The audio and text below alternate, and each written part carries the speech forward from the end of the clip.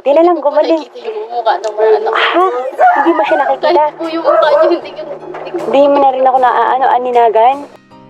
Paano na ang ilaw ng tahanan kung siya mismo ay di na makakita ng liwanag? Siya si Ate Vilinda na may 4 na anak. Napakahirap ng kanyang sitwasyon at nakakaawa ang kanyang buong pamilya. At naninirahan pa sila sa matarik na lugar sa may Montalban, Rizal. Nanganganib na rin masira ang kanilang bahay. Dagdag mo pa ang kanyang anak na babae na may sakit sa puso. Samahan niyo kami at tunghayan ang kwento na mag-iinang to, ang inang hindi na makakita ng liwanag. So hi guys, so dito na kami ngayon sa Montalban, Rizal, sa may Wawa kung saan may pupunta kami dito nila Sir Bench para dalawin. Kaya samahan niyo kami. Hi! Lord!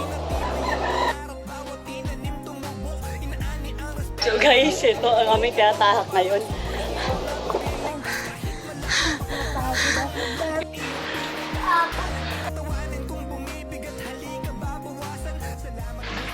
Hi guys! Ito yung kalagayan ni ate. Ano pangalan niya ate? Belinda po. Belinda, yan. Hi ate Belinda, yan.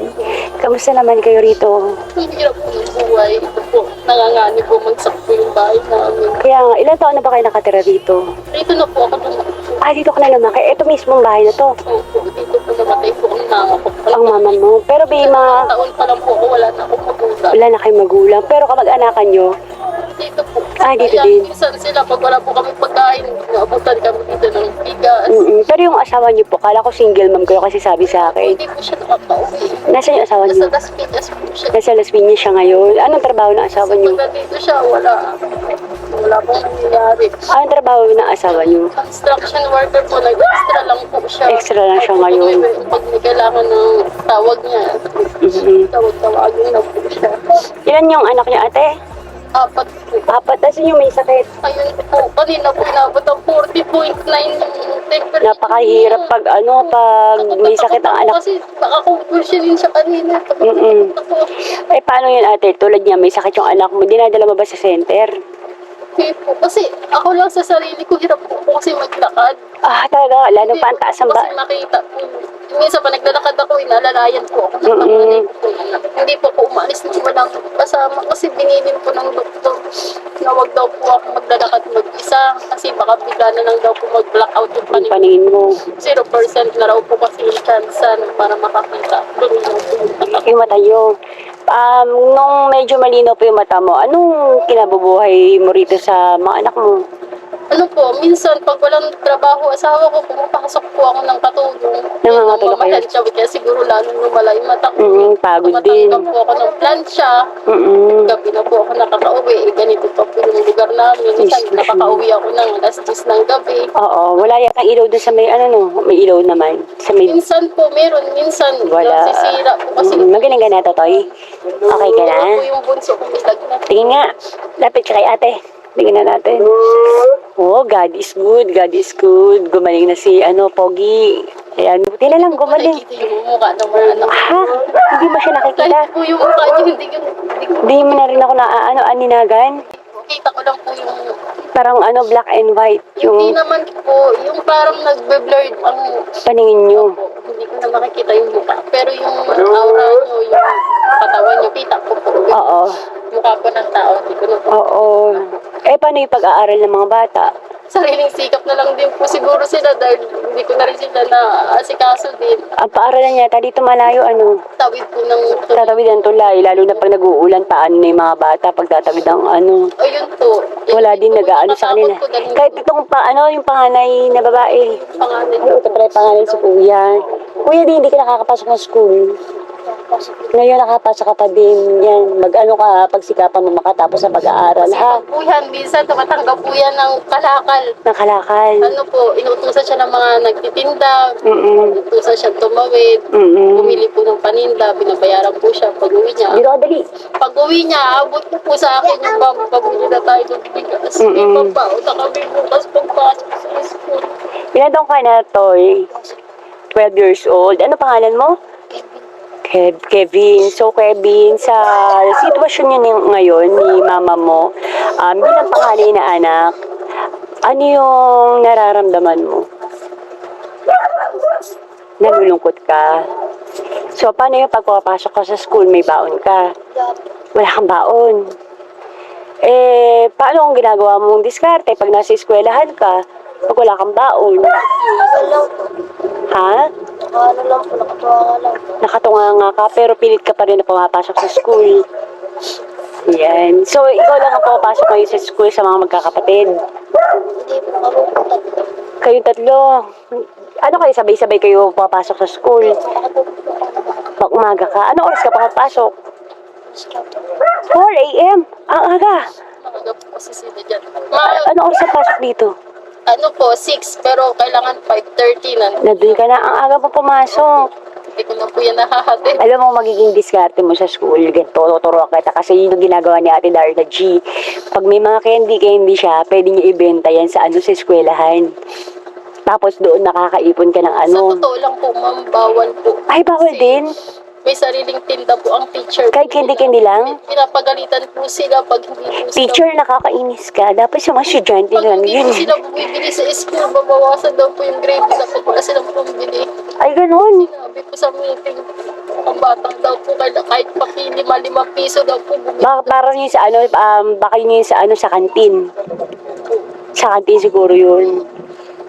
Pero hindi, marami naman tayo magiging diskarte. Katulad ng ginagawa mo, nagkakalakal ka. Masipag po. Okay lang yun, hindi nakakahiya yun. Alam mo bakit? Kasi bata ka pa lang, nauhubog ka na. Kahit anong hirap sa buhay, ganyan din naranasan ko, nak. Ako, naglalaba din ako dati sa kapitbahay, naglilinis ako. Nagtitinda ako banana queue, nagtitinda ako ng ice trap. Yan, sumasama-sama ako sa lolo ko. Pero lumaki ako matatag, kaya ikaw, habang bata ka, maging matatag ka lang. Huwag kang magpapatalo sa hirap ng buhay, ha? Hindi po yan katulad ng ibang kabataan na puro laro. Oo. Dito lang po sa Kasi bahay. nakikita niya nagiging sitwasyon ninyo. Hindi po yan katulad ng iba, ma. Basketball ako po siya. Oo, talagang Naglalaba po yan siya. Minsan, naglalaba. pag nakikita niya po na naglalaba ako at hindi ko makita yung nilalaban ko.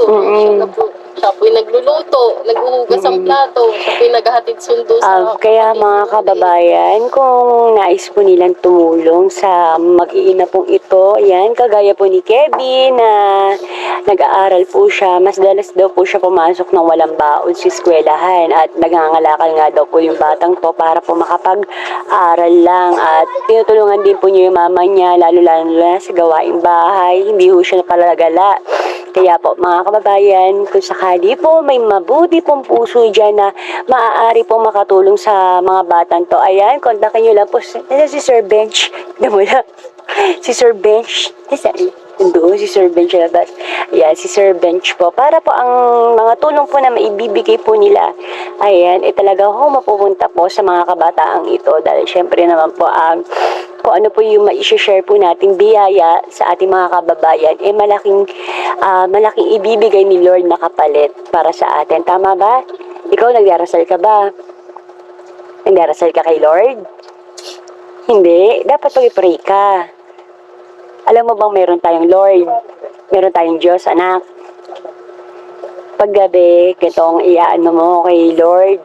Kung ano yung nararanasan ni mama mo na paglabo ng mata, na nararamdaman nyo na nagiging ang buhay, parang malungkot ka, ipagdarasal mo kay Lord yun.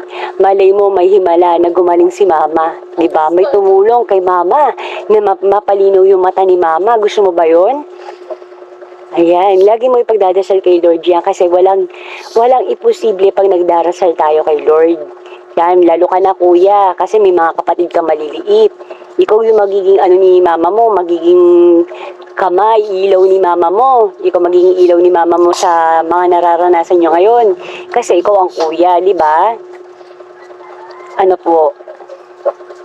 Ikaw hindi ka makulit? Mabait po. Ay, mabait. Nakita niya po umiyak ako, umiyak na yun. Umiyak siya. Naawa siya sa akin kasi nabubulag na daw po ako. Ayun, nag-iisang babae. May isang babae, may sakit naman po sa puso. Ay, may sakit ka sa puso na. Hindi po namin napapacheck up. Lumalaki daw po yung puso niya. Kaya po mahina ang katawan. Pakipayat. Pero may purpose kayo. Wala po. Sa ngayon po, hindi pa po kami kasali sa mga nagpe-pay out po eh. Bakit daw? huli po kami na-validate po dito. Huli ka na Huli na ba? po. Oh. Pero nakalapit ba ka kalakapitan para sakali at least kahit paano may madala dito na natulong from gobyerno ng Montalban? Wala po. Wala pa. Nung nakaraan po, nagkaroon po parang hindi naman po kasi ako makalakad po kasi hindi ako makapag-asikaso po. Pag dumating si mister mo, pwede naman kayo pumunta sa LGU ng Montalban para may makatulong din sa inyo. Kasi natatakot kasi ako mamaya natutulog kami. Hindi na po mag-iskubayan. Kaya nga po yung po nila eh. Yaligay po. Sino gumawa nito? Talagang ganito na to noon pa? Tabingin na po. Talagang ganito na pala yung bahay nila. Ang dami Pag na. malakas may hangin, pumapasok yung dyan, ang hindi kasi plastic lang po. Eto, tela lang din to.